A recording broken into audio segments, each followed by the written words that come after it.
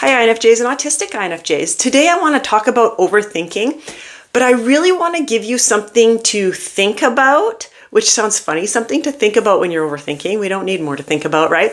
But I want to give you something to think about or to consider when you find yourself overthinking. So if you're an INFJ or autistic INFJ and you're an overthinker, which is kind of like a silly question or a silly statement because I think we are all overthinkers, then this video might be for you. You might find this pretty interesting. If you're new to my channel, welcome. My name's Trina. I'm an INFJ and I'm also autistic. I created this channel with hopes of helping people like myself feel seen, heard, understood, and less alone. Plus, I wanted somewhere I could share resources. You can check out the description of this video for a list of resources I have included. I also help INFJs and autistic INFJs heal their self-love through community, through classes, through coaching, so that we can thrive in a world that often doesn't feel like it's built for us. So if you're new to my channel, welcome. I hope you find it helpful. If you're returning, I'm glad you came back. I am so grateful for all my viewers. You guys are just amazing. And thank you so much for watching my videos. It's just, I am so grateful. I'm so amazed with how my channel is doing. So thank you so much. Before we get going, I do invite you, if you haven't yet, to subscribe to my channel and like this video. I would really appreciate the support. All right, let's get into this. I love talking about overthinking. If overthinking was an Olympic sport, I have said this in many of my other videos, I would have gold over and over and over again. I would take gold every year. I was such an overthinker. I would get stuck overthinking on one topic for like weeks at a time, it seemed. Well, weeks, yeah, you know what? I'm going to go with weeks. It probably was weeks at a time I would overthink of topics. And I would get stuck so deep in my head that I would get nothing done. I would feel so busy because my brain was going so quickly, overthinking and feeling bad about myself, and I would get like nothing done, and then I'd get overwhelmed, and it was just a whole bad situation. So I had to dive deep into overthinking and understanding why INFJs and autistic INFJs overthink. Side note here, if you're an autistic INFJ, which many INFJs are, not saying just because you're an INFJ you're autistic, and just because you're autistic you're INFJ, just that there seems to be a correlation between INFJ personality type and autism. So there are many INFJs that are autistic. Anyway, what I was getting to, if you're autistic, you probably overthink a whole lot more than a neurotypical INFJ. Just so you know, we do it much more at a much deeper level. It's horrible. It really is horrible. We are notorious overthinkers, like I just said.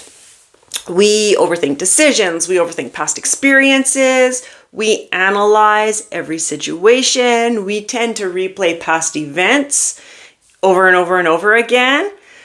You guys, do you replay like past conversations that you've had like 25 years ago in your head? You can still remember. I do this. Not so much anymore because I catch myself. I practice mindfulness for this because I don't like it. Oh, but it's horrible. I'll catch myself replaying a conversation I had like 20, 30 years ago. And I'm like, Trina, what are you doing? Like, how is this helpful now? It is not helpful. So we're going to let it go.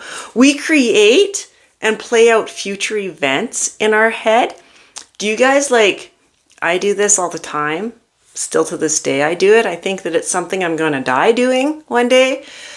If I have to have a conversation with somebody, I will replay that conversation in my head over and over, like I'm rehearsing it over and over and over, like days before. And it's not like a massive conversation. Heaven forbid if it is, like if it's going to be like confrontation type conversation.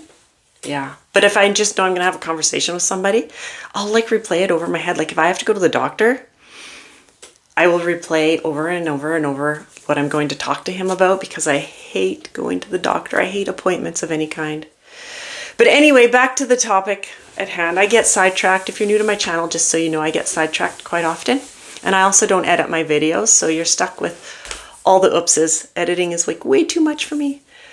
But anyway, what if I told you that we may do a lot of our overthinking because we're avoiding facing or feeling those emotions that we've got going on, those deep emotions that we just don't want to feel.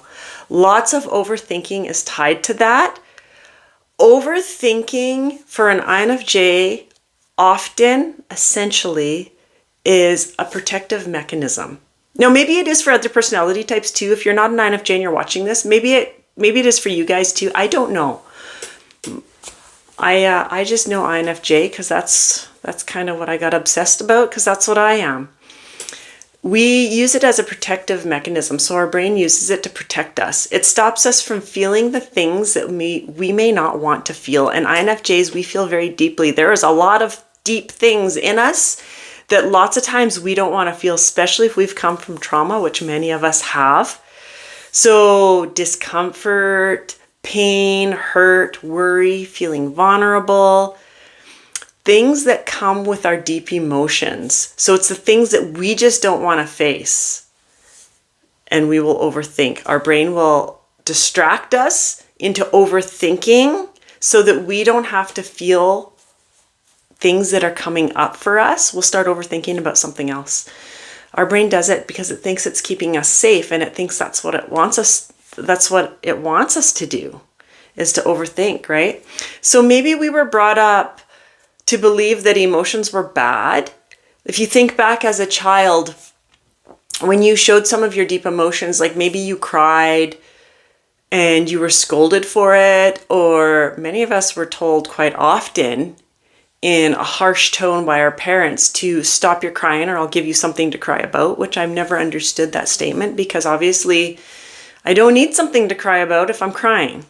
It's a pet peeve of mine. I can't stand it when I hear parents say that to their kids, because it does damage, especially if they're feeling those emotions deeply. If you don't know what kind of personality type your child is, if they're a deep emotional feeler kind of child, they need to feel it. Help them release it because it causes issues. Anyway, that's my rant. Maybe we were raised or spent time. So lots of INFJs were raised by one or maybe even two narcissistic parents, or maybe into our adult life, we found ourselves involved with a narcissistic person. And we weren't allowed to show any of our emotions. Everything was about them. So anything with us wasn't important. Our emotions, anything we felt, we couldn't. Everything was about them. So we just weren't allowed to feel. Those are some of the reasons why we'll push them down, because we were just raised that way, or we were rewired in our early adult life that this was bad, our emotions are bad, so we pushed them away. I do think though that if we were not raised with narcissistic or critical parents, that we were raised, because I do know some INFJs that were raised with parents who also were highly emotional, and they were encouraged to feel their emotions deeply and to let them out. I believe that if they ended up with a narcissist, they would be less likely to hold those emotions in. But you know what? I don't know. I've spent time with a narcissist, many years with one, and they can do a number on you. So maybe not. Maybe my theory's wrong. We'll just erase it. Don't worry about that theory. So if you've spent time with a narcissist, chances are you weren't allowed to feel those emotions. Even if you were an adult, they do a lot on you. So when we overthink, we're avoiding those emotions. We're avoiding feeling it, right? It's our way of protecting ourselves. Like I said earlier, we disconnect from our bodies so that we don't have to experience that discomfort. We will do this quite often. We do a few other things like escapism and stuff like that when we don't want to feel what's going on. But true healing comes once we allow ourselves to feel those emotions, even if they're not nice ones. If you would like more information on this, a great person to follow and to listen to, I don't know if he's got a YouTube channel. I don't think so. I've never found one. But he does write books, and he is a guest speaker on many YouTube videos and also over on Instagram. He has an Instagram account. It's Dr. Peter Levine. So his last name is Levine, I believe is how you spell it. He explains this very well on how you can feel those emotions. You don't have to experience that trauma or whatever that experience was that developed this emotion. You don't have to relive that. But he walks you through on how to feel that emotion. Just let it move through your body so that it can go away and we can heal from it. And the overthinking will stop. Some of the overthinking will stop. I think we're just notoriously built to overthink, even when we're not doing that. This does not mean that we have to relive that hurt or trauma, like I just said. I emphasize this. We do not have to relive that hurt or trauma, the experience. We need to feel that emotion. So when I say this, when we notice that we're overthinking, I want you to get curious. If you want to get a handle on this, get curious as to, are you trying to avoid something? But now, when I say get curious, I do not mean get curious as to look at the experience that's attached to it. The experience, we don't need that. The experience is in the past, it doesn't matter anymore. Get curious on what it is your body's feeling. I go right out and I will say, hey body, how am I feeling? What is going on? If I catch myself overthinking, that's the first thing I'm going to do is say, hey body, what's going on? What am I feeling here? Because chances are if I'm overthinking, I'm avoiding feeling something. There's a good chance, for me anyway. So what I do is, for me, is I put one hand over my heart, whatever hand you want, and I take a deep breath, deep, as deep as I can. This might take work to be able to breathe in deep. If you can't breathe in as deep as you think you can, don't panic. It takes time. When we've been in like traumatic events, or we spent like a lifetime walking on eggshells, especially as a child, we tend to be shallow breathers. When we were tiptoeing around people, we didn't want to trigger them. We tend to be shallow breathers. So when you go and you take your deep breath and it only goes to there, don't panic. I say this because it was like me. I'm like, oh my gosh, I can't breathe in. Now what's wrong? Nothing. We're shallow breathers. When we have trauma, we have hurt, we have past events going on, we're just shallow breathers. We got to work on it. So take a deep breath, as deep as you can go. That was a sidetrack, but I wanted to throw that in there because it did worry me. Hand on heart, take a deep breath, breathe in, and then when you release on an exhale, either sigh or hum. Go. You can do a really loud sigh if you want, or a really loud hum. The louder, the harder, the better you will feel. That soothes the nervous system. And it gets us right out of our head, because we're overthinking, we're stuck in our head, and back into our body. And it creates a safe place for our nervous system, knows that it's safe. And it gets out of that reactive mode, that the flight or fight response. It gets out of there so it can start to calm down. And then you can get curious as to, hey, how am I feeling? What's going on? And do it without judgment.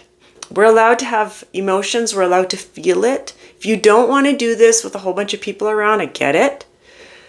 Go to somewhere where it's safe. Go to the bathroom. Go for a walk out in nature. Go to a room by yourself. Go into the bathroom, turn the shower on. If you don't want anyone to hear you, go,